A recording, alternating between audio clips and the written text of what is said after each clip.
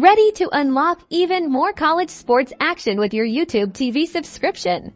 Today, we're diving into how to watch SEC Network Plus on YouTube TV, giving you access to a treasure trove of live games, events, and exclusive content from the Southeastern Conference. First things first, fire up your YouTube TV app on your preferred device, whether that's your smart TV, phone, tablet, or computer. Make sure you're logged into your YouTube TV account once you're in.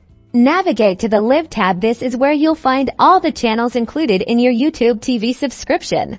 Scroll through the channel guide until you locate SEC Network. Click on it now. Here's the magic.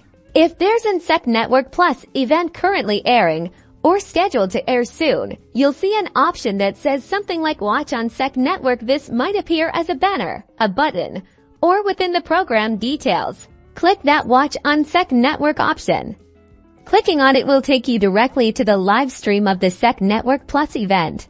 And that's it. You're now enjoying live SEC Network Plus action through your YouTube TV subscription. Keep an eye on the SEC Network channel page within YouTube TV for upcoming SEC Network Plus events, so you never miss a moment of your favorite college sports. Enjoy the game.